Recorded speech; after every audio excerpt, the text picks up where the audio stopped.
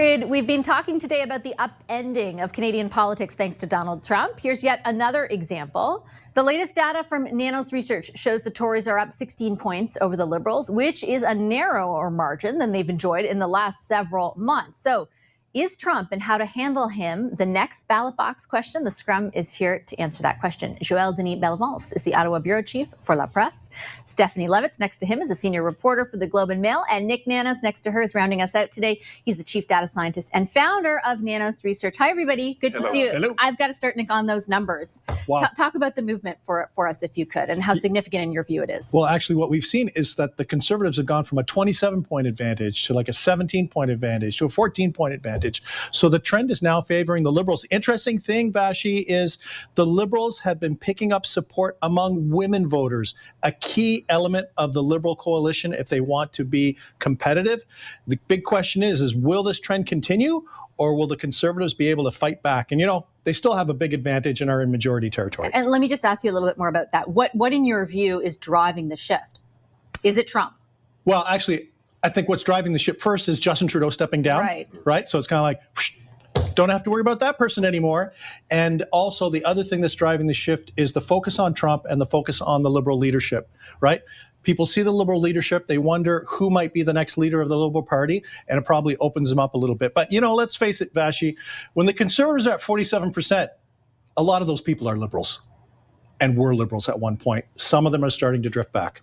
It's so interesting to see, Steph, because for so long now we've been covering just how wide this lead is for the Conservatives. Would you have thought that Justin Trudeau leaving could have prompted something like we're seeing right now? And obviously we don't know if it's a permanent, but even just the movement was not there forever. Well, I mean, just to pick up on Nick's point, right? The Conservatives were at a historically high for them. They were well above their base, and they were well above even, you know, support that they were seeing on a polling level in previous elections.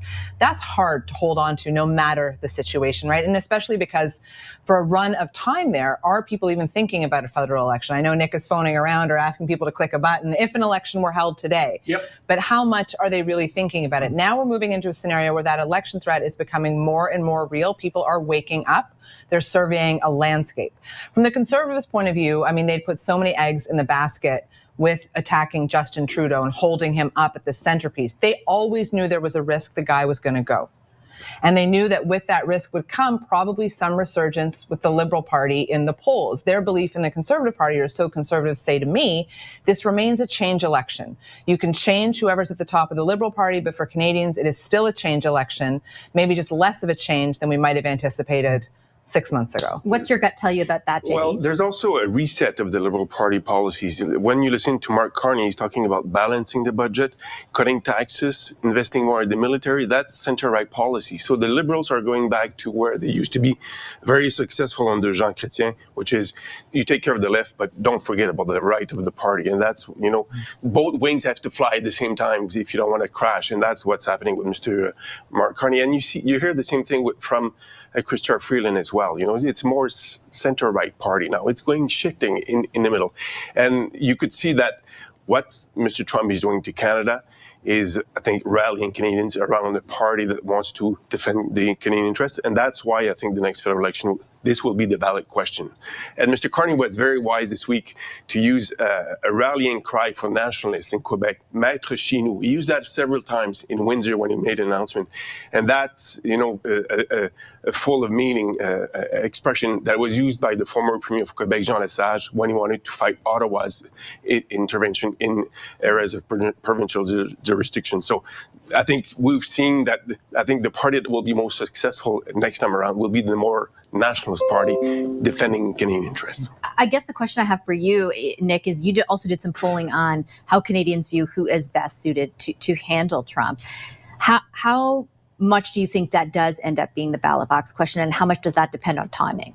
Well, I think it probably will be the ballot box question in the next federal election, because the thing is that for Canadians, they know that our relationship with the U.S. is critical, that, you know, whether it works or doesn't work, it affects taxes, it affects inflation, it affects trade, jobs, all that kind of stuff.